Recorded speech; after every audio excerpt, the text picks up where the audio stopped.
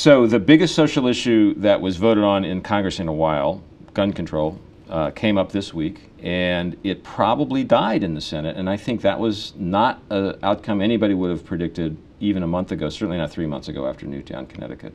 Yeah, there really seemed like there was a lot more momentum earlier on, even as recent as last week when Senator Pat Toomey reached this bipartisan agreement with Joe Manchin. It looked like there really something might happen. To crack the code on background checks, right, which was a tough nut to crack. Right, that had emerged as the only possible area that you really might see something happen on a bipartisan in a bipartisan way, and then the two senators came out and nothing. Really, there was not a big scurry to support it, not even really a whole lot of loud, defiant opposition at the time.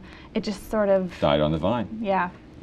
And so Senator Manchin told us this morning that he thought emotions were rawer today after the vote than they were before the vote. What's that all about? I think there was just so much anger from people yesterday. They point to these polls that show some 90% of people support broader background checks, and you see victims, relatives of the Newtown victims flooding the Capitol for the past 2 weeks, former Representative Gabby Giffords and her husband making trips.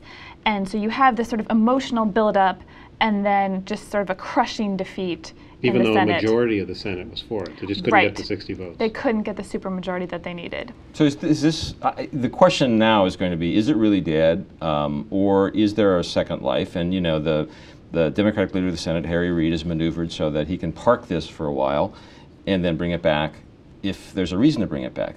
Not clear to me what the circumstances are that create the reason to bring it back, though.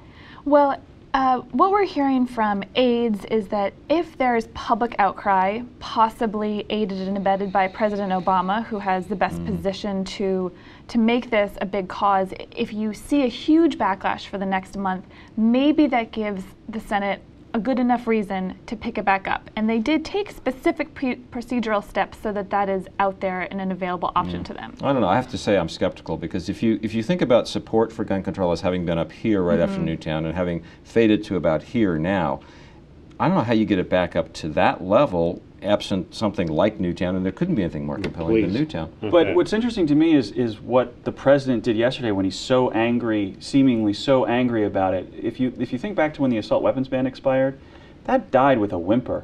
Democrats, we've gone through a period of time where Democrats have been largely willing to let this issue die a quiet death for their own political preservation or success. I do feel like, in my own mind, what I'm curious about is, are Democrats now saying that they are willing to possibly, suffer other defeats in order to keep pressing the issue because they think the issue is right politically for them now?